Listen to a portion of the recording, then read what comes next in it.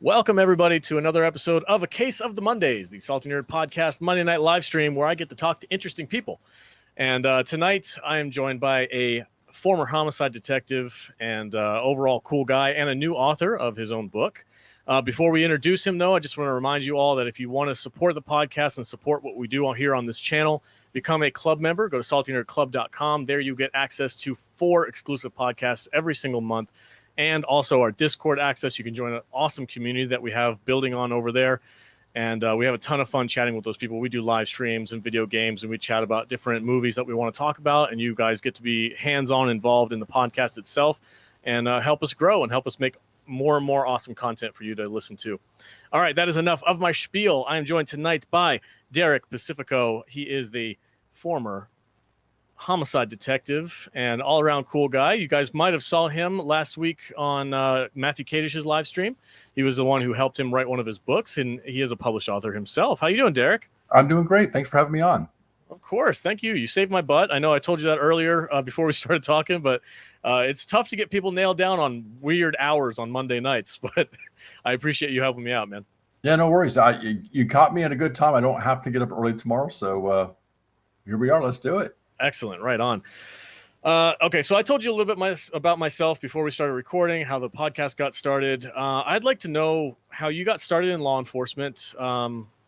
Did you start off at the bottom as just on the beat cop, and then you worked your way up to detective? How does that work within the organization? Oh, absolutely. To every chief of police, every sheriff started off in the academy somewhere, doing their push-ups, getting yelled at, and then graduating from some academy somewhere and work in patrol, work in graveyard, work in weekends. This is that's kind of one of the neat things about law enforcement is, in particular with leadership, is that that regardless of how fast somebody may have moved up, they still started working in the rain, in the dark, in the cold, at night. Yep. Doing it like everybody else. There's no bringing somebody in from Nabisco to come run your sheriff's department. So, I mean, everybody's on the job has done it through whatever ranks they've made it. So that's one of the things I liked about the job too. Right on. What's the most challenging aspect of that? Like, what was the most difficult part to move up to? Is it starting off doing the weekends and the nights and the weird hours and that stuff? Or is there more challenging aspects later on?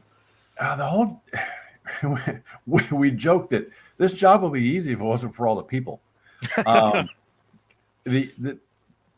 Okay, so one of the things I think the misnomer that people have is that law enforcement is like you see on TV. It's not hardly at all like it is on TV.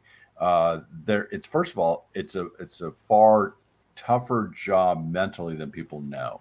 We have to know a lot when we, if you're, and I'm only referring to like larger agencies and real professional departments, not some sheriff and his 5 Huckleberry deputies in some podunk county, like out someplace where I live now. But, to get into the academy can take up to a year just to get hired. I mean, there's a weeding process. We were looking at 1,000 applicants to hire 1 deputy. Oh, so wow. There's a process. I mean, we're trying not to hire knuckleheads and abusive people and all that stuff, but like any other business that, bad people slip through. So, then you go through this academy, which is, and most places, especially West Coast and the big agencies, it's tough, man. Mine was 18 weeks back in 1990. I know it makes me sound ancient, but now these are up to like 6 months long, and it's paramilitary. It's, buzz haircuts. Guys have to shave all their facial hair. Women can't wear makeup. Hair has to be pulled up. Nothing but a wedding band and a wristwatch. And, you're a nobody. Everyone's, you're dressed down and you're getting yelled at, and it's push-ups and all this physical stuff. And then, that's on average the first like hour or 2 of the day. And then with PT involved, which can be just, until someone throws up, it's not a good PT day. But then the rest of the day is classroom. I don't know that people actually understand that when we get done, you have basically a bachelor's degree in criminal justice, even though we don't get credit for it. We spend it's hundreds of hours in the classroom all day. Most of the day is classroom, and it is the tip of the iceberg of what you actually wind up knowing in a career. Mm. Just to get out of the basic academy is quite extensive amount of information. So when this might be a little touchy, but with this whole like defund the police nonsense, that's like, to me, just from an outside looking in, I'm like, that's a sure way of making sure that these officers don't have what they need, and you get worse and worse situations that happen. It would be, if you want to improve the situation with the officers, or those bad seeds that you said to kind of get in there and give everybody a bad name, like funding them more would be a way of preventing that, correct? Well, yes. You're right in general. There's aspects of the defund the police that when you take all the emotion out, even some cops agree with, insofar as we in law enforcement are doing things that really aren't law enforcement, and that we didn't used to do. Even it's changed since the 1990s when I started, but if you went back 20 years before that, in the 70s, it changed. The biggest component of that is the mental health issues. And if you, I don't know, recall might be the wrong word. I think you're somewhat younger than me, but if you think back to at least history or some even TV shows where the guys would come out in the paddy wagon in the white lab coats and come deal with somebody, whether that was portrayed as comedic or whatever is not the point. That was a real thing. We had psychiatric response teams that would come out and deal with somebody, and these guys could, literally throw a net on a guy and shoot him up with some Thorazine or whatever kind of night juice they've got, and take this guy off. We don't have that. And then when they defunded the psychiatric wards, all those people wound up in jail. And I don't know that most people realize that there were mental institutions that got shut down for whatever political, socioeconomic reasons, politically correct reasons. But the problem of mental health and mental illness didn't go away. They just gave it to the cops who are trained to go bust up bar fights and take spousal abusers to jail. Yeah. And try and catch burglars and rapists and murderers. And now we're dealing with crazy people who are dangerous, but yet not criminal, but then there's nowhere else to put them. So they wind up in jail, and it becomes a whole thing. And so some of the discussions about defunding the police and creating some of these other avenues were like, yeah, you know what? You want to go back to a model that worked years ago that might be all right. If you're going to defund us and take all of that segment of hundreds, thousands of calls a year away from us, well, that may not be so bad. But overall, no one was being that articulate with the message. They were just saying cops take away their money.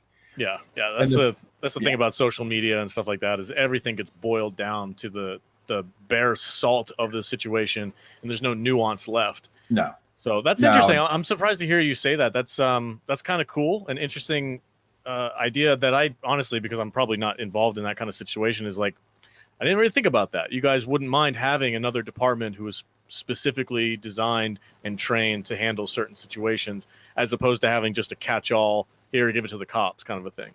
Well, right. Like we have, everyone's familiar with codes enforcement of a city. They go out and they deal with too tall grass. The signs are too big on the business, and it's this, it's that. You have to paint we have a aesthetic rule in this city, and you can't let your paint peel off the walls.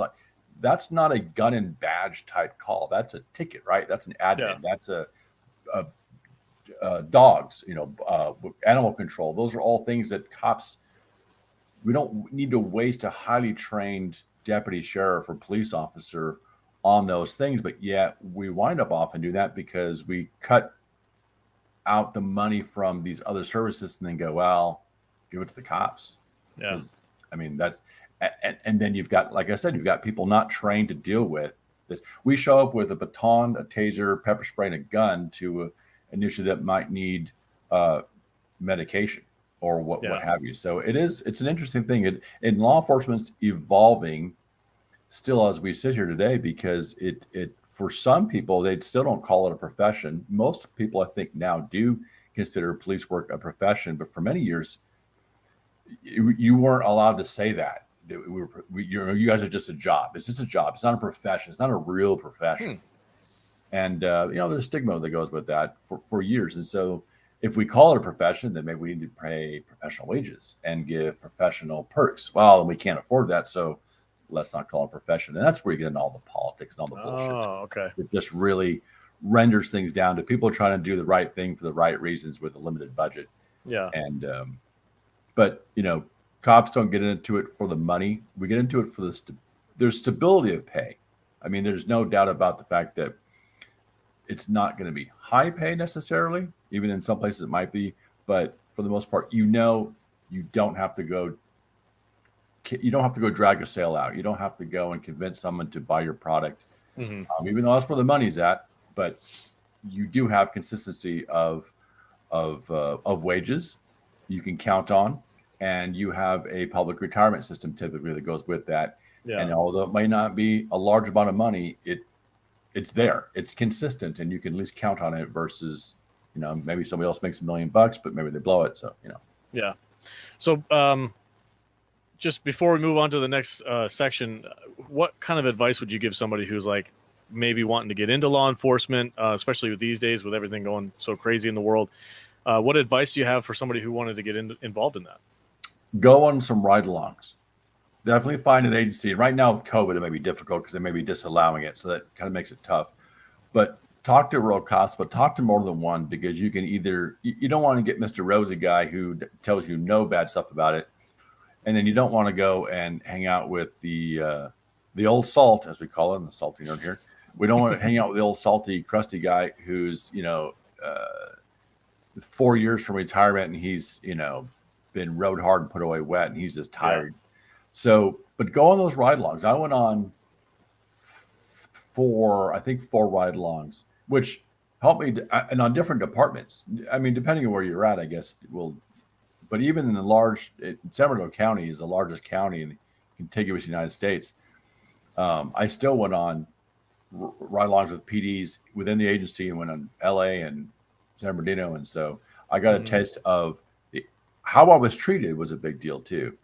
You'll see how you're treated, watch how everybody else interacts, and you want to find an agency that itself treats you like family, because that's a big deal. You can make a lot of money somewhere else, and San Bernardino County was not the highest paid, but people didn't leave it. And I write this in the prologue of my book. People don't leave San Bernardino County or don't leave because they can't. They leave because they don't want to work anywhere else, even though there's more money somewhere else.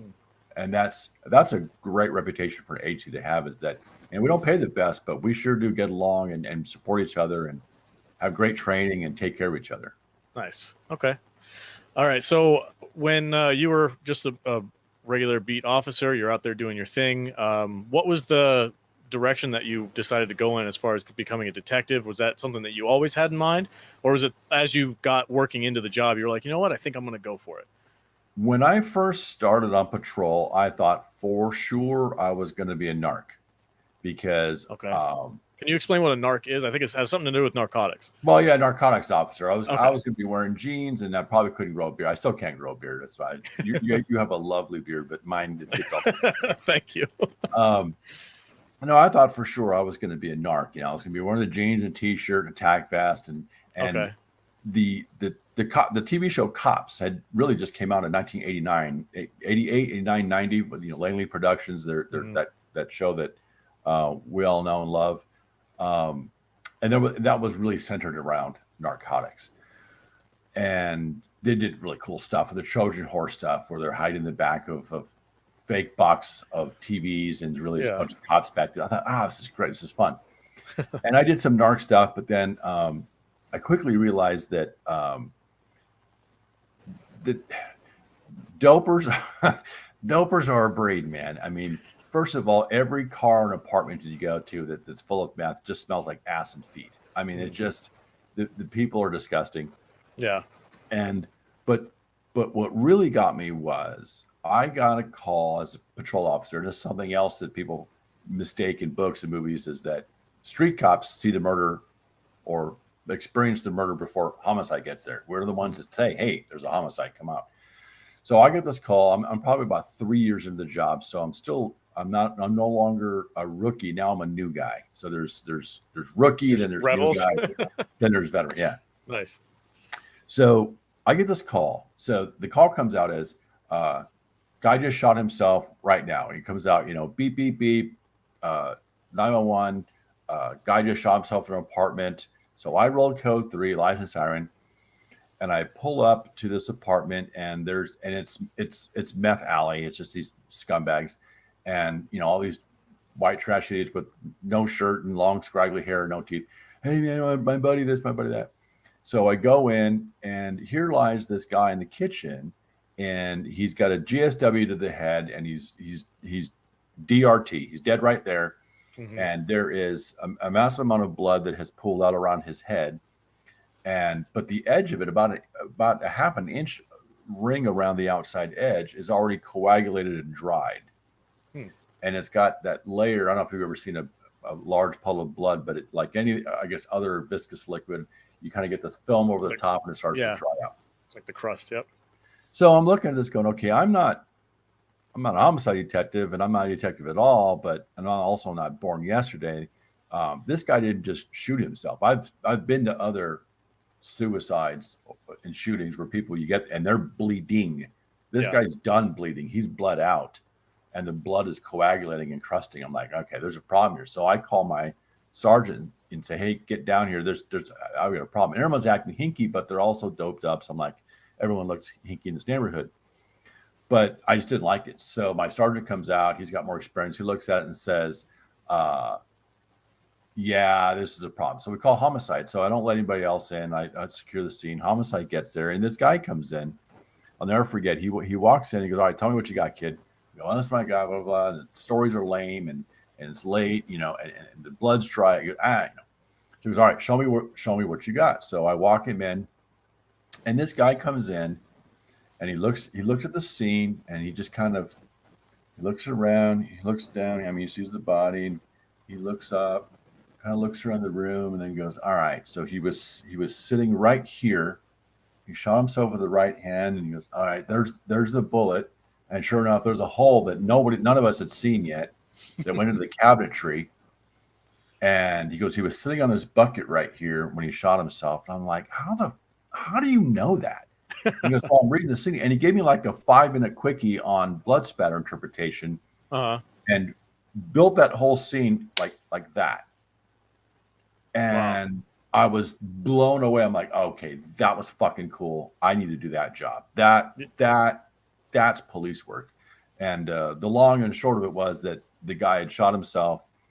There was no murder, but they had a meth lab running. So they spent 45 minutes to an hour cleaning up the place, getting all the dope out, getting all the parolees out, cleaning it up so we wouldn't take the babies away to CPS, and then called, oh my God, 911, it just happened. Because they're like, hey, fucking, he's dead already. There's nothing we can do. Yeah. So let's not all go to prison for methamphetamine sales. So let's clean up first. So I was right that it was hinky, but it wasn't a murder. But from that point forward, I knew I wanted to be a homicide detective, and then just would bug the shit out of every homicide detective I ever ran into on any call and ask them, how do you get in? What's the deal? And what does it take to get in there? And I just, followed their lead and finally got myself there. Nice. So what is involved in that path? I was assuming it's more schooling and stuff like that, and then probably partnering up with somebody and having them show you the ropes. No, the schooling for homicide comes after you make it. So there's 2-part process to go into homicide. First, you just have to make detective, period. Mm-hmm. And that requires a mild agency. And the most professional agencies, there's going to be a written test at minimum. There's going to be some part of an oral exercise, interview, maybe a written exercise, and then whichever percentage of 100 that they value that on. And then the other part will be a station evaluation from your sergeants, lieutenant, and captain saying, what do we think about this guy? And where do we rate this person? Okay. And then we enter what's called silly season, which is you're on the list to see if you get promoted.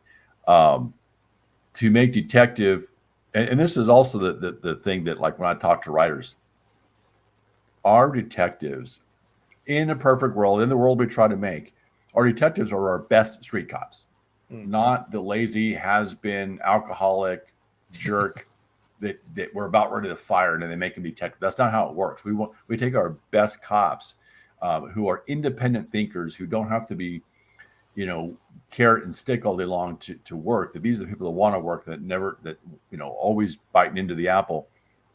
And two of the main aspects of that are an exceptionally well-written report. You have to be a good writer, and you got to be able to talk to people. You have to have the gift of gab and be able to talk with people and get them to talk to you, because if they don't confess, you can't get people to open up to you. You're not really too good. So those two things. And so once you make detective, then it becomes based on your detective reputation, and they start people start looking around, going, because when you work as a detective and there's a homicide, you're going to be liaison with that station, that area command, to work with them. And then they go, hey, this guy's pretty sharp. And so you just kind of put your name out there, and people know you want to go, and they start watching, they start reading your reports, and they look, and your captain goes, hey, I think this kid could come down there and do a good job for you. That's interesting. I didn't realize it was like that. Like, you have to basically become a little bit of a freelancer where you want to be the best detective in that area. You have to put your work out there. You have to put your best foot forward. And then that gets word of mouth, and that you kind of build from there. Is that basically kind of the perception I'm getting? You got to, think of San Bernardino County is as large as is larger than the 8 smallest United States. It's as large as, it's the same size basically as the state of New Jersey. Okay. This county is. And it's larger than the 4 smallest United States combined. So it's a big geographic area, and there's only 16 homicide detectives. So we're talking about the elite. And so I was very fortunate and very, very proud to get that phone call that I got to go to homicide. There's only 16 of us that get to be on, be called homicide detectives at any one given time. Out of that entire large county. Now, obviously, there's some municipalities in there that have their own thing, but in homicide, we handled all the murders, the suspicious deaths, officer-involved shootings, which is a big political dynamic in and of itself, and then we also handled other special investigations at the request of the sheriff's office, depending some sticky political. We did political corruption and stuff like that are there as well. Oh, really? Okay. Yeah, a couple times. See, my perception of it is probably 99% just TV and movies, which is probably very, very off, I'm sure. So like my idea of a detective is like, oh, somebody got shot, or there was a murder, or there's some kind of a serial case or something like that where multiple murders are happening. I didn't really think about, you guys are investigating people who are still alive, people who may have done something wrong in the, legally, as far as political stuff and goes like that. So is there, when you get involved in something like that, is there a little bit of hesitancy, like, oh man, this guy's a big wig. Shit, if I catch this guy, I'm so freaking screwed. Yeah. Okay. So what would happen is something would get the attention, something would get brought to the higher ups. Something comes out of the sheriff's department, if it's, let's say it's political theater of some kind, and it filters down the chain of command down to the sheriff and everybody, and then it gets to the deputy chief and the specialized captain, who then go, all right, we've got this nightmare to deal with. Who do we got that can work it, and then are they available? Depending on what's going on, because sometimes we have a couple of specials going on at once. So what would happen is you'd be sitting at your desk, and captain would come by and go. And you look up and he goes, hey, you got a minute? Come to my office. Bring a notebook. You're like, shit. Because that's already knew. Because it's you're not in trouble. You're not. Trouble is a whole different phone call type thing.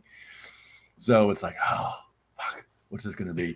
And you go in there, and like one case I had was an on-duty deputy sheriff rape allegation. Turned out not to be a rape. He did not force himself on her. It was completely consensual, but she got caught in the act and then claimed rape. So now it's a thing, man. I mean, this is a big deal. And so I and a guy from Sex Crimes worked this together for about 2 weeks to put it all together. And and our job was to investigate, not clear or whatever. And when we first went in and heard the story, we're like, oh, this guy's going to prison. This is going to be ugly. Yeah. then we get into it and realize, okay, there's a couple problems with the story, then blah, blah, blah. And then we realize what's happened here, that this is not what she's saying it happens. And then there were, you can't write this stuff. It was a swingers couple. They got into a domestic. This deputy got the call to come there as the domestic, like whatever beat officer was on that day. He's the guy that got the call.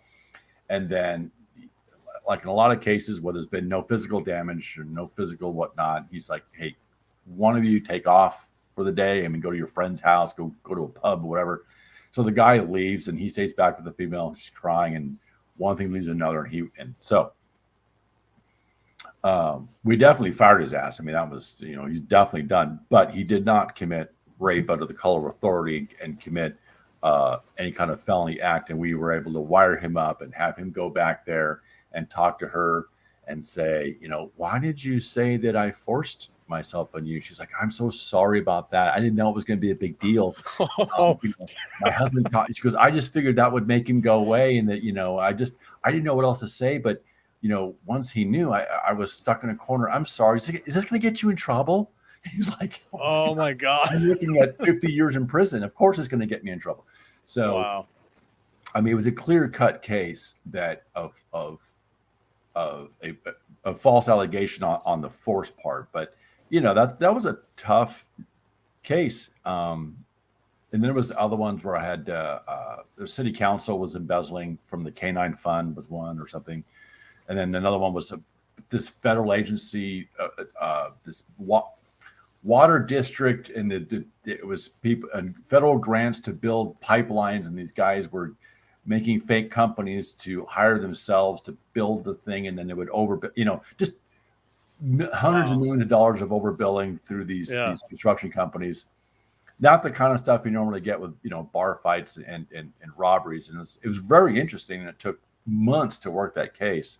Wow. And so I mean, you get those stuff but they're not really sexy. They don't make really good TV shows. You don't really hear that's a long drama. I'm reading it in my head right now. So we got a $5 super chat from Backyard TARDIS. Thank you so much for the support, man. I really appreciate it. He says, so I'm a locksmith, and all my best stories involve paranoid schizophrenic people. What is the craziest story that you have had to deal with? And I can attest, Backyard TARDIS has his own YouTube channel. It's called Adventures in Locksmithing. And his videos, when he goes to these homes, and it's like straight hoarder status, crazy places that you would never want to get into, and you have to wear like a hazmat suit. So like, I know you talked a little bit about the people who are like the drug addicts or on the side of the street. They're all scraggly looking and kind of like, oh my God. Like, what kind of really sticky situations have you gotten into that you had to deal with? So speaking of the bunny suit, that's the Novak suit. Yep. I had to wear one of those on one particular occasion. So we get this call of a hoarder. I mean, you set me up perfectly because like, oh, I know the story. This is me.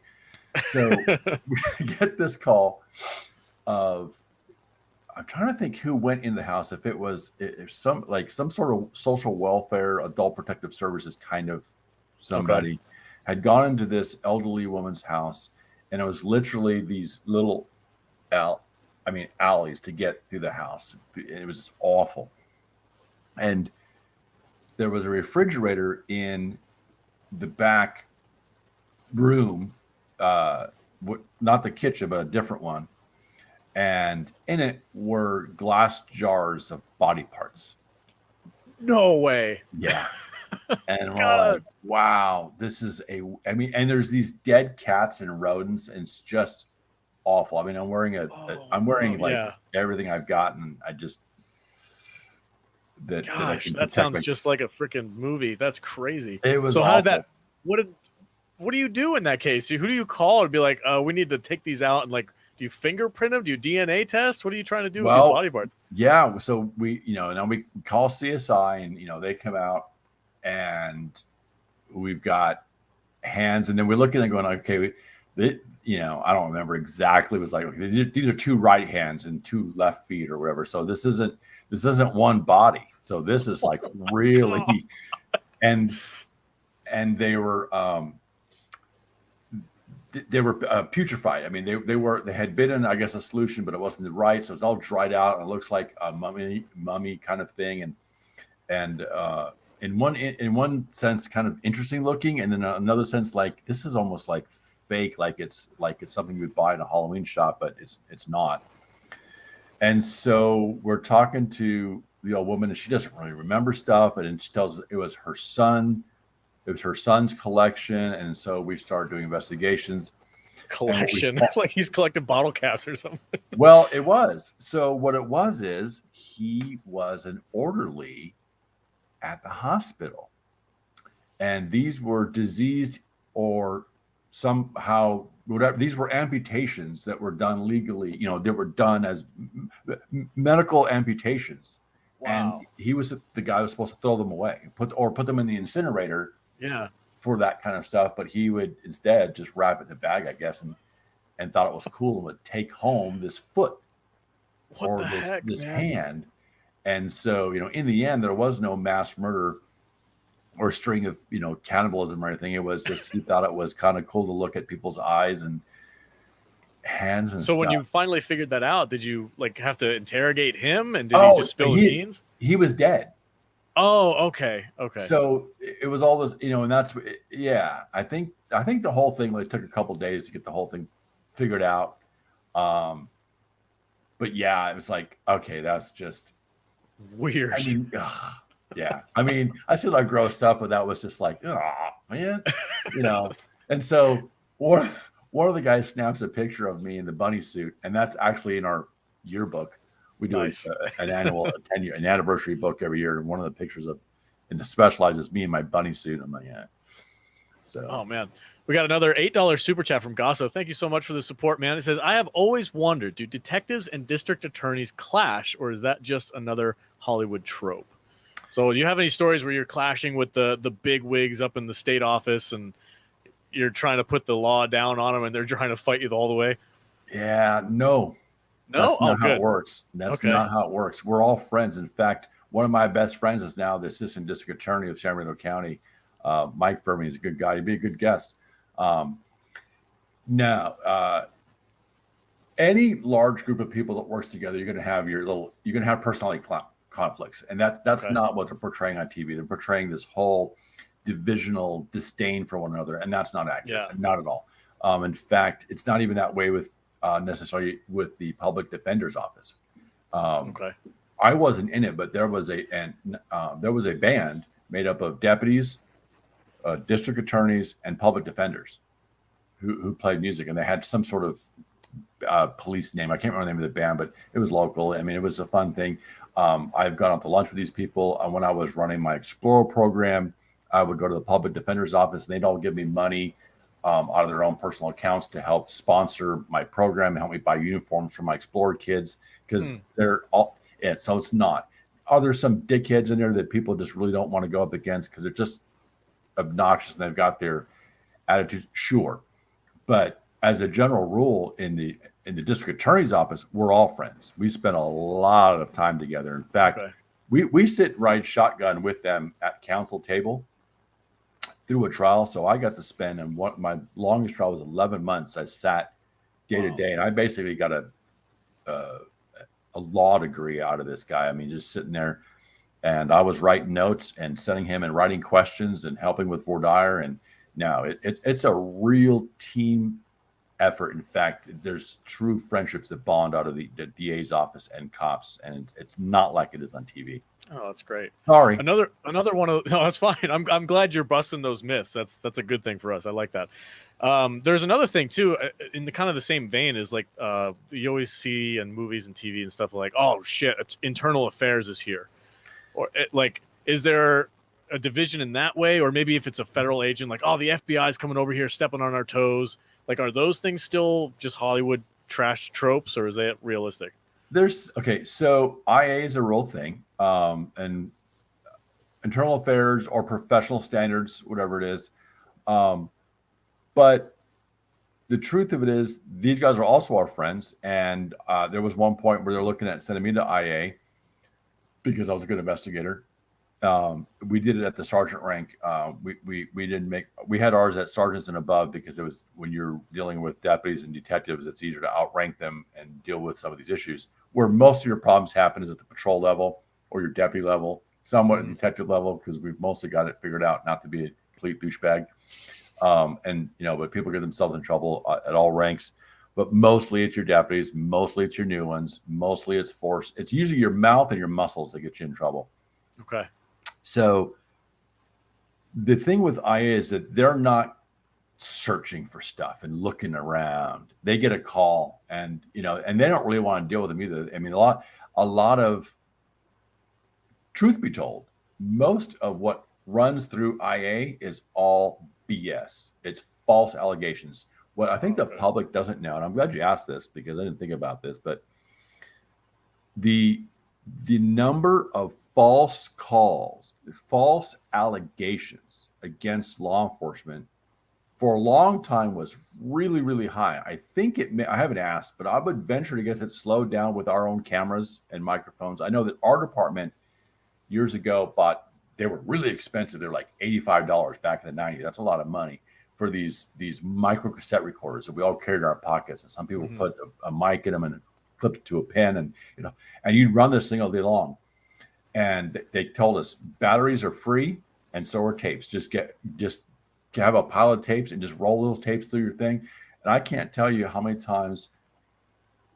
You just have to believe me because I'm telling you the truth. You go up to a car and you go, "Hey, I'm Deputy Pacifico. I pulled you over for your speeding. You're going 75 and a 45. Any legal reason for going that fast? Man, fuck you guys. You don't even been." And they're just into it, right? And you've got your recording. Now, as soon as you get done writing them a ticket, because as soon as they start that way, and there's no talking, you're out. You're getting a ticket. Press hard, 3 copies. That guy's on the phone, calling the sergeant, going, "I was just pulled over by your deputy, and he was so rude to me. He cussed me out and threatened to kill me if I didn't sign this." All kind of wild stuff, and we just laugh and play the tape. So some of that slowed because I think the public has figured out, not only have they realized we were carrying secret recorders, now they've got these big things on their chests that say camera. You see all it's got the camera on it and everything. Yeah. So I think it may have slowed, but I would tell you that the majority of what I did back in my day was deal with false complaints. And then there's the real complaints. But here's the deal. If a deputy's done something stupid and ran his mouth or got too physical with somebody, but didn't go to the point of excessive force, but used force that maybe wasn't appropriate, but wasn't illegal, the guy knows he's getting jammed. I mean, once it's over and even as a complaint comes in, he's getting jammed up. It's the intelligent, good employee looks and goes, "I know I'm busted." It's like, I screwed this up. And you deal with it. And you don't blame that guy over there who got handed the piece of paper of your stupid investigation. Yeah. So, it's sort of like what I tell crooks, I haven't arrested anybody. I just signed the paperwork. They're the ones that did the crime. So, same thing with IA. Okay. They're not sneaking around. They're not sneaking around trying to get us. That doesn't work. Okay. So speaking of like recordings and stuff like that, I know things have progressed a lot in the last couple of years because you said we got the mini cameras now that are on everybody's chest and you get to see everything from everybody's angle.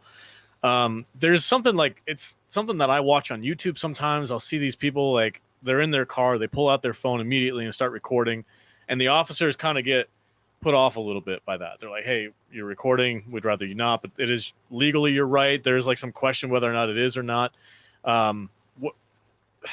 What is the feeling when you're walking up to somebody's car? Obviously, you're on high alert because you never know what could happen. But when somebody starts recording, what goes through an officer's head in that situation? Or like, we're dealing with a hard case here. We're dealing with some guy who's going to try and catch us doing something. Like, what's the perception with that?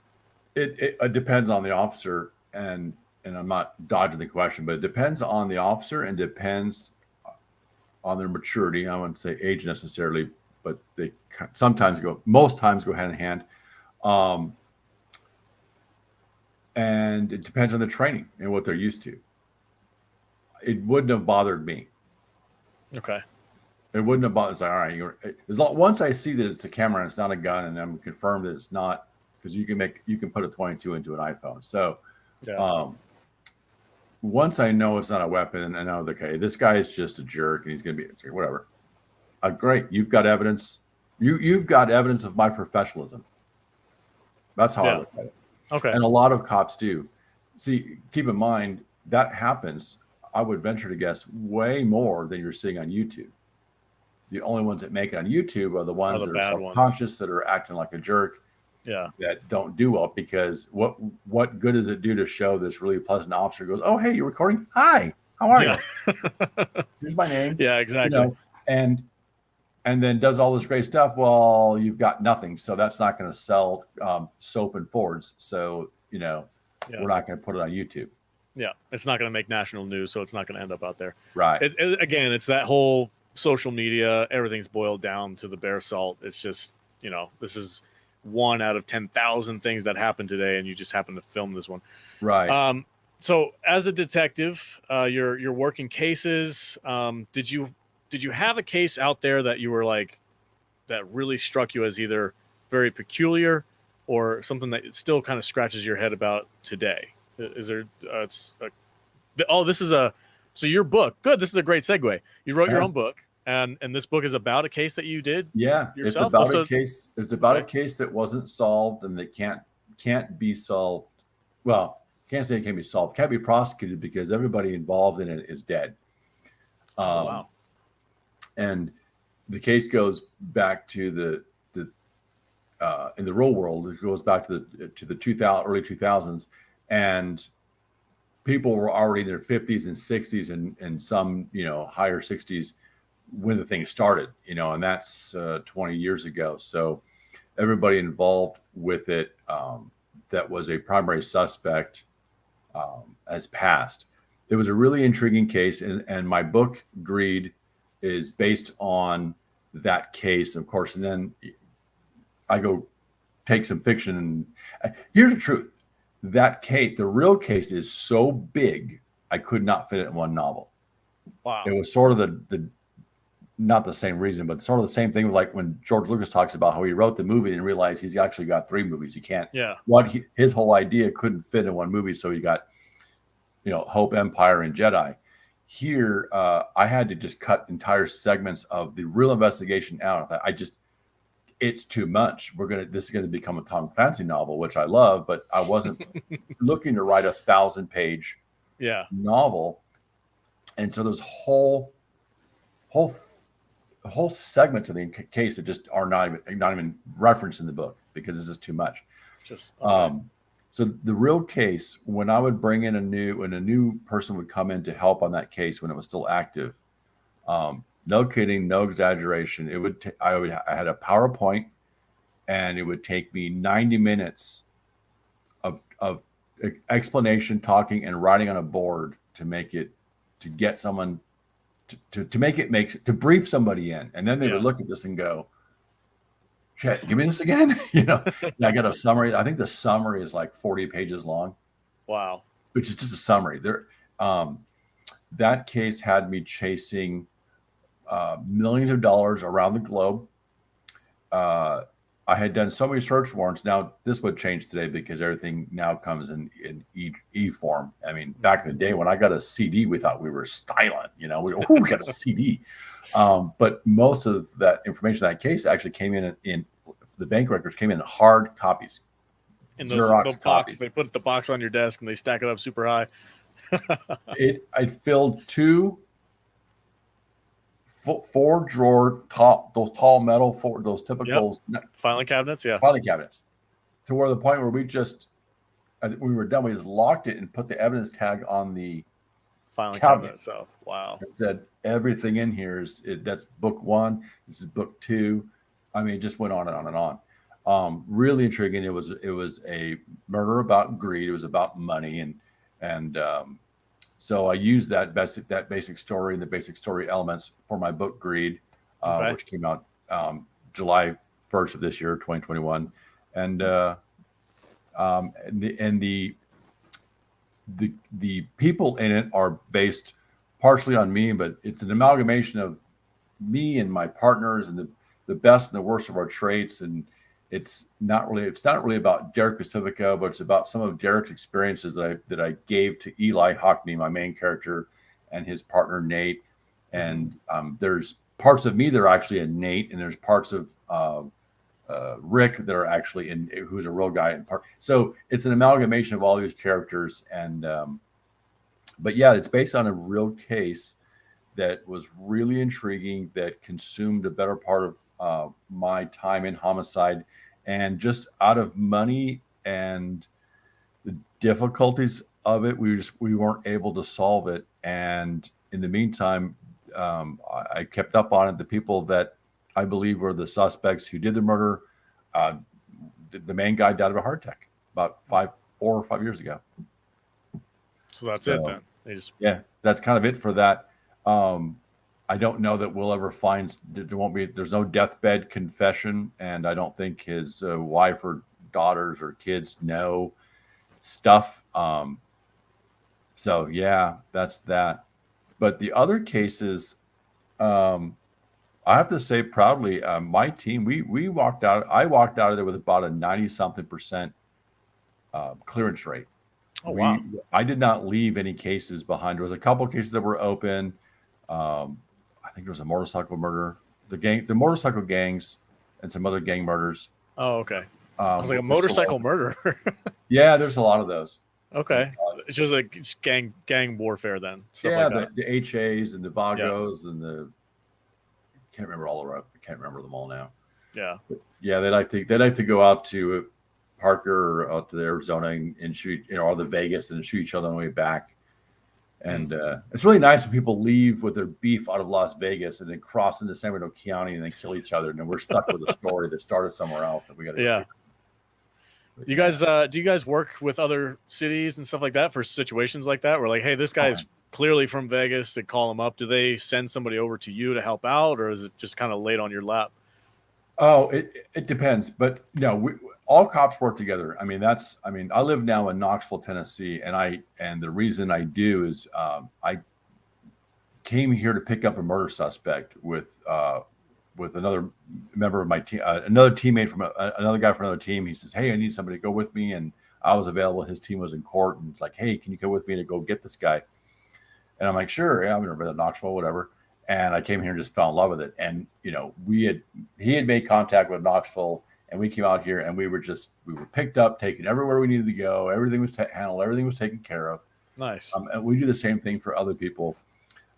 You call up another agency in another state and say, "Hey, I need you to, I'm working on Homicide. I think he's hanging out with his uncle out there in Phoenix, whatever." And you call Phoenix PD, and they're like, "Yeah, we need, and we would drop everything for those people. When it comes to interjurisdictional stuff, we don't really, there's no fights, generally speaking, over it. There was a little bit in this one here, where the couple was from LA. They were buried dead in San Bernardino, but we do believe the murder happened in LA. But since there was no proof of where the murder happened, when we get dead bodies in San Bernardino, we were like, come on, guys. I mean, we don't mind working a case, but really everybody and everything related to these dead bodies is in LA, and we're not. So we spent weeks just every morning driving to LA for some, just spending all day long in LA and driving all the way back, because there's no witnesses or people or businesses or whatever in San Bernardino. But that was one of those, like, but I like the case. But generally speaking, no, we all get along. We work cases together if we need to. But I mean, ultimately, short answer to narrow it back down, where it happened is who's got jurisdiction. Okay. So if there's in the city of X, which has its own municipality, and they get into a shootout, and then a guy runs across the street, which is into the county area, and dies, well, the shooting happened in the city. Okay. But if they got into an argument in the city and then ran across the county and then got into a shooting, now it's going to be a county shooting. But we're going to work with that PD but if it's there, but then again, here's the other truth of it. We're all so busy that no one's going to say, "Oh, I have to have this case. Give it to me. It's my case." We're like, "Hey, look, you guys want it? I got enough. It's all yours. It's all yours, baby. I got enough stuff going on here." That's so funny. So after your long and decorated career, I know you mentioned that you were a chief of police for a while and all that. I wish I could get more into it with you. Maybe another time I'll have you back on as a guest. But when you finally retired, I'm assuming. Yes. and you decided that you wanted to write this book. Have you ever written anything before, except for, obviously reports for the police station and stuff like that? But as far as like novels and stuff, how did you kind of get your claws into that? Did you go through some training, or did you just start writing and it kind of just came naturally to you? Well, this is my second book. The first one's not a novel. The first one is called The Writer's Guide to Homicide, which which is for sale on Amazon. So there's a whole other facet. I don't even know if you know about this, but if you go to my website, derekpacifico.com, you'll find what's called the Writer's Homicide School, which is a 2-day seminar. And that got started completely by happenstance. I won't say accident, but by happenstance. My sisters-in-law were writing. That was cool. That was fast. Look at that. I'm good like that. That's awesome. So my sisters-in-law were writing a book, and they wanted help on police procedures. What would happen here, and what happens here, and how does this? So then I got an invitation to talk to the writers group in Pasadena. I'm like, oh, that was nice. And I put on we always have a public dog and pony show, and I would put these on not for writers, but for anyway. We would go to Kiwanis Club, Rotary, whatever. And it's a 45-minute lecture on the nuts and bolts of homicide, kind of like what we're doing here tonight a little bit. Mm-hmm. And then so I put that on for this writers group. Well, then somebody from the writers group belonged to this other big writers group, and then I got invited over there. And before you know it, I'm talking at CBS Studios to 100 and some people in a room. I think Kadish may have been in that one. And I had no idea how many people were going to be there. I showed up. I thought it was going to be like a group of 15, 20 old people. And there was like 100 people, and they were recording it, and there was all kinds of stuff. And from that, I got told, hey, listen, you did 90 minutes and we don't want to leave. Can you do a seminar? Wow. And they convinced me that I should do this seminar. And I put a 2-day seminar, and then I spoke to, now yeah, I hope you got paid. Well, the seminars I get paid. Yeah. The seminars I get paid. Good. I hadn't gotten paid yet, but then I'm like, well, and I asked them, I said, well, how much would you pay? And they started giving me these numbers. I'm like, really? So, my first one, I did 3 days, and we said, no, knock it down to 2 because writers have to work and we have weekends off. None of us actually write for a living for the most part. We're not famous writers. We all have jobs. So I've done it in California. I've done it in Las Vegas. I had people flying. I've had a guy flying from Finland. I had this lady flying from Australia just for the class. I'm like, I thought they came in, they were here and they came by. And like, no, this lady flew all the way in from Australia, but people flying from Canada and Mexico and all over the United States. Mm-hmm. Of course, then COVID put a stop on it. But all along the while, people are like, oh, you've got to write your stories down. You know all these things. You don't even have to make it up. You can just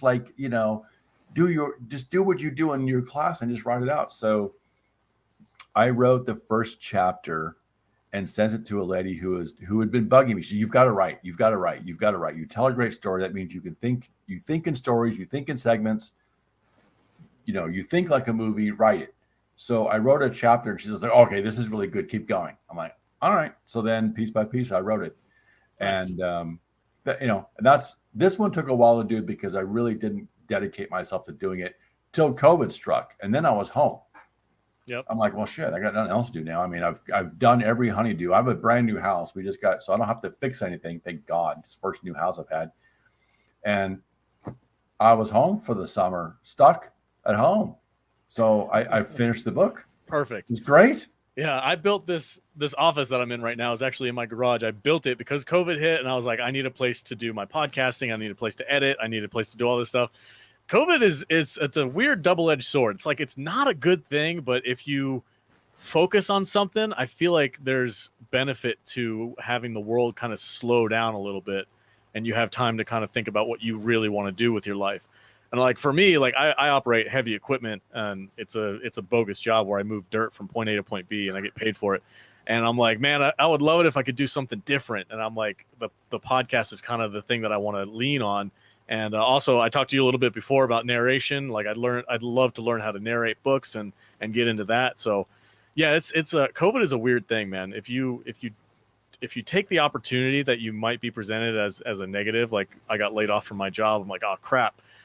Turn it around and see what you can work with. It's a really great common thread that I'm hearing with a lot of people who are creative. We're like, oh yeah, COVID hit and I had all this time in my hands, so I decided to do X, Y, and Z. It's awesome. Yeah. Well, and who doesn't wish that they had stock in Zoom in January 2000? Yeah, seriously. Speaking of Zoom, I was like, for these seminars of yours, there's this new thing going around with COVID hitting and everything, where these people are doing paid Zoom meetings where you pay $25 admission or whatever, and you get to hop into a Zoom meeting and listen to somebody like yourself do their seminar, which I mean, if you have the knowledge and the experience, which you obviously do, taking advantage of it is a fantastic idea. I wish I could do something like that. Well, I'm looking at doing that kind of stuff. I've actually got a podcast that's not aired yet. We have 6 episodes. I'm about to ready to do another one and next weekend with a friend who's an editor-in-chief of a newspaper. What's the name of the podcast? It's called The Show. The Show with Derek Pacifico. It's not anywhere. You can't find it anywhere yet because it's not out. Okay. We're building these. We're putting together. We kind of settled on the title screen and what's going to look like, and we play with the format. The first couple episodes we're probably going to trash because they weren't. We found our rhythm. I'm sure you know how that goes. You know. And I use my friends. My first couple. I just called some friends. And we did some stuff, and now we found a rhythm. We've had some good guests on it. We had the guy who played the young Joe Kenda, the actor who played the young Joe Kenda on Homicide Hunter. I don't know if you ever watched that show. I'm not familiar with him, no. The most, I didn't either. I don't watch cop shows, but it was the most, it was #1 show on Discovery Investigation Discovery, whatever. Anyway, I had him. I've got some other folks, and it's good. I have a friend, a guy who worked in the morgue for all the years. In fact, he's still there. He's coming up his 30th year. It was a guest. He's got some great stories and great information. Nice. And so, yeah, it's going to be built around law enforcement-esque people, but also TV people that are involved in crime, drama, docu-follow shows and stuff. So it's not pigeonholed just into homicide or just into police work. So yeah, it's fun, and it's cops talking to cops, talking crap to each other and having a good time. And that has really big potential. If you need any help getting that out there, I'm sure Kadish and I can give you guys a hand. We've been doing the podcast for about 2 years, and we've stumbled through our way of learning how it all works. So if you need any help, we'd be happy to help you out. I do, and well, I'd like to talk to you. When we get done with this, not bore your listeners with those details. But yeah, I would actually like to get a conference call with you and Kadish together and just and figure that out. Yeah, absolutely. So, all right, my last and final question. Sure. I can't wait to finally actually ask a crime detective this question. Why do women find true crime documentaries and podcasts and shows so damn fascinating? I don't get it. I find them interesting sometimes, but by and large, if you look at the demographic of people who consume true crime content, it's like 90% women. Yes. What is the deal with that? What is the psychology behind that? I honestly don't know, but you're absolutely right, because in my writer's seminar, I was shocked to find that when I look out at the sea of the people that are there, they are older white women with gray hair or completely white hair. Yeah. There's a couple of younger dudes, maybe. Couple of younger ladies, maybe, but for the most part, it is 50 to 70-year-old women. I've got this one lady, she's a big fan, 70-some years old, and calls me for advice on her books and stuff. Yeah, man, I don't know. My wife was, I think, most upset when I left Homicide because the stories were gone. I think she missed Homicide more than I did. I was glad to get some sleep for once. That's funny. So yeah, no, it is cool. I think that when my show drops, it'll. I think the sponsors will be like flower stores and Hallmark. It's probably not going to be knives, guns, and trucks. It's probably going to be the demographic will be Vagisil. Today's episode is sponsored by. I flashed to that scene in Me, Myself, and Irene with Jim Carrey, where he's got the microphone at the grocery store and he's like, Vagisil, clean up on level 5. Oh my goodness. That's but hilarious. It's true. No, you're right. And the women love it. And it is a thing. I don't know what it is. In fact, I talked about that with the guy. Oh, that's funny. Somebody's writing in here. Yeah, this is my wife, Ashley. Hello, Ashley. She's in the chat. She says it's because we're worried what could happen to us, and we need to know all these things so we can avoid it. That might be true. I also think that there's a lot of women going, okay, so how did they get caught? Yeah. How do I not get caught? So I'm sorry, we're running overtime, but this is such a fascinating conversation. I can't help it. I don't care. Do you think that the content out there in the world right now between documentaries and true crime investigation reports and stuff like that, do you think that's kind of giving potential criminals like a leg up these days, or is that information so outdated that it doesn't matter? How do you feel about all this content being pushed out there? It used to bother me, and then I realized as I continued to do cases and use this, good cop, bad cop still works. I mean, it does. So it's a new audience every time. It's sort of like a musician's or comedian's set. It's the same joke every night, done the same way, but it's a new audience, so it's funny again. Yeah. We have a new crop of crooks coming up all the time who, remember, everyone who's 16 is smarter than us, right? Because they're 16, they know everything. And so they go out and do these things. They're 18 or 19, and I don't know how many of them actually watch these shows. I mean, quite frankly, and you can tell by the commercials that are on. I mean, if it's AARP and insurance and dental sales and you can tell this show is not being watched by 16-year-olds who are buying music and food. Yeah. So I don't know if they watch it that much. I think the other side of it is that it might be helpful in that when people know that there's DNA and this stuff, maybe they're like, oh man, I don't know if I can this, I'm going to get caught. Yeah. And, or you've also got the fact that when people know that there's DNA and stuff, they start doing things, but all they do is make it more obvious. When people try to clean things up, we start seeing the cleanup, and that's its own evidence. And they can never get, even though they might know things, they still can't make it not happen. They cannot fight the low card exchange principle, which is if I touch something, that object now has it, that object goes somewhere else and brings my DNA or fingerprints or whatever with it. Mm-hmm. They can't, they might be able to clean up what they see, even with bleach, but they can't see what we can get off a carpet. We can get blood at 1/1,000,000th of a particle. Wow. So there's all kinds of chemicals and stuff that we can't see. We walk in and we can't see it. We start spraying this stuff and using these lights, and there it is. So they didn't even know to clean it up. So, there was a period of time where we were ahead of the crooks for about 10 seconds when we were able to. When I was in the bureau, we were following people's cell phones, and they did not know that technology was capable until cases started hitting trial. And then it became well known, and then people started getting drop phones, and then that was a problem because people still do that. But then they learned, okay, we'll turn the phone off. Well, then they changed the phone so where we could still get them, and for a while there, we could track a phone that was turned off because it was still pinging. Wow. And there was all these things we could do, but then after a while, everybody knows. And now, hell, now you got to find my phone. You just ask you ask the girlfriend, hey, give me your boyfriend's login information. Let me get on my computer, log into iCloud.com, and go find his phone right now. Yeah. So, technology, it's like when I talk to writers, I go, if you want more mystery, you got to move your story back a decade or two, because a lot of times they call me for advice. It's one of part of my services. I do consulting with writers. I'll talk to them for an hour on the phone and give them different ideas. And they ask all these questions about process and procedure. And I'm like, well, I see where you're trying to go with your story, but all we would do is do this, this, and this, and we'd have that. Well, what about this? Well, no, because we would just do a trace on that. Boom.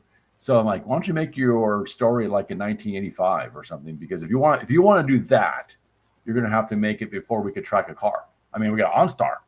And so I think it's easier in some cases to do the job today. There's more technology, obviously. There's more forensic capability today to get those things. And we're solving cases from 30, 40 years ago that we couldn't do. When I came on in 1990, DNA wasn't new. I mean, DNA was new and it wasn't used all the time. And it was like, this is going to be the thing. This is, this is where we're headed. Yeah. We're going to be able to do DNA, maybe on blood. I mean, maybe on saliva. Well, now we do it on saliva, no problem. And that wasn't, it had to be blood. It had to be a significant amount of blood. Now it's barely just a trace amount of blood. Somebody sneezes and they're like swabbing it on the corner. Yeah. Dude, we're getting DNA off of, crooks like to go in, you go in people's houses and drink and eat stuff. They're Is hungry. That a thing? Oh yeah. Wow. Yeah. So one of the things I look at is I'll look in the top of the trash can and go, is this your beer can? Like, oh no, that's not. Okay, I'll take that. And we all I gotta do is take we buy the same medical equipment. Have you ever had like the flute thing up your nose, right? That long stick. Yeah. Yep. Same stuff. We use those. We use distilled water and just wipe it on whatever surface it is. Stick it into a plastic tube, send it off the lab, off the mouth of a beer can. Wow. And we get DNA. That's it. If it's there. I mean, it's not always there and doesn't always work, but yeah, I mean, it's not the big lab experiment it used to be and really difficult. I mean, every deputy sheriff carries a little DNA collection kit now that used to be only for the special propeller heads and white lab coats. Now every schmo cop that can just take a Q-tip and distill water. Yep. We send these little vials in, a little tiny vial of distilled water and Q-tips, and that's it. No big deal. So things have come a long way. And now you're on camera 24/7. Yeah. When you leave your house, you're on camera. Basically. Somebody's got something out there. Basically. We actually, we had a situation here in my area where I think it was a 53-year-old Spanish woman was walking around the neighborhood and firebombing people's cars in their driveways. She had like a freaking cocktail and she would throw it. And there was 2 or 3 houses that got hit in our neighborhood. And a black and white police cop, I don't know what I'm saying. A black and white patrol car came rolling by and was like knocking on people's doors because anybody who had a camera on their driveway or whatever, they were asking for footage to see if they could figure out who it was. They eventually caught her. But yeah, it was a wild night. I remember the dog was barking at 3 o'clock in the morning and here's a freaking cop banging on my door. I'm like, oh my God, what did I do? Well, and you know about Ring now with law enforcement, right? I do have Ring. Yeah, I have one of those doorknobs. If you've signed up with the law enforcement side of it, Ring, because at one of my last Chiefs meetings, they're talking about how they're giving that to law enforcement, that technology. And what it is if you sign up through the Ring that you are willing to let your stuff but used by law enforcement, then there's this program on the cop side that logs in and say, okay, we're looking for something happened in this area at this time. And then it'll search all the cameras and see if it's got that on there. And then it pings, it doesn't just give it to us. What it does is it then tells the owner, hey, you may have got somebody that came across your front door that the police are looking for. Are you willing to give up that footage? And everybody goes, of course. Yeah, some guy came to my door, knocked on my door too, but he didn't do anything. And here's a great picture of this guy. And that's we're catching him. It's great. I mean, that technology is fantastic.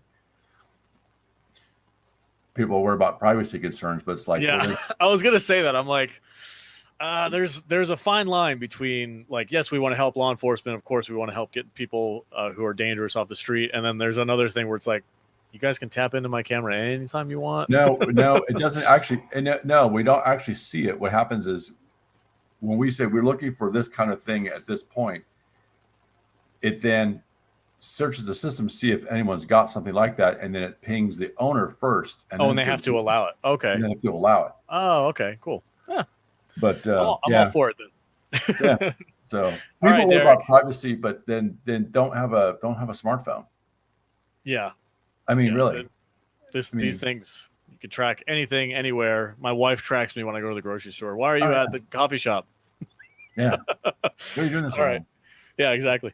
All right, Derek, it was great talking with you. It's been about actually over an hour. You are officially my longest guest that I've had on. It's been a fantastic talk. Thank you so much. Real quick, shout out your book. Let people know where they can find it, and do your little sales pitch. Take it away. My book is called Greed. It's an Eli Hockney story. It's the first of a series that I'm preparing. I'm in the book number 2 right now, writing it up. It's available on Amazon, Barnes & Nobles, anywhere you can buy ebooks online, or you can buy it from derekpacifico.com. And if you can have it delivered straight to you, or you can get it signed by me. I'll be happy to sign it. A little more postage because it comes to me than it comes to you. And I will be happy to sign it. There's a form you fill out. You can leave write a message, and I'll write that message out for you. And come to derekpacifico.com if you are a writer or interested in having a private consult with me. And look forward to the future. I think my next one is going to be in Las Vegas. I'm hoping to do a writer's homicide school in Las Vegas, which is always a great venue and great fun. And, it's tough going to Las Vegas. I hate going to Las Vegas. If you have time, you should come on down to our studio and we can review a movie with you or something. Pick a crime movie. I'm a big movie buff. That's what my wife and I love to do. Love movies. I've actually written this as a screenplay. And I've written 3 other screenplays based on the people I've met through all of this stuff. And so I've got actually one floating around LA right now. We'll see what happens with that. But nice. Yeah, well, so good luck, man. That's awesome. Thank you very much. Thanks for having me on. You're a pleasure to be with. Good luck on your show, and I'd love to have you on mine someday in the future when this is great. When it's going. And I'll be a little out of my element, but I'm all for it. I'll try it out. Sounds good. All right, guys. Thank you all so much for joining us tonight. Remember, if you guys like what we do here on this YouTube channel, go to saltynerdclub.com and consider supporting us. It's only $5 a month, gets you access to a ton of extra content. You can speak with some of our Patreon members that are in the chat right now. They can attest to that. We put out so much content for our patrons. We love you guys so much. Thank you for your support. Please join the fantastic community that we have right now. And as always, everybody, thank you so much for joining us, and stay salty, my friends. See you. Thank you.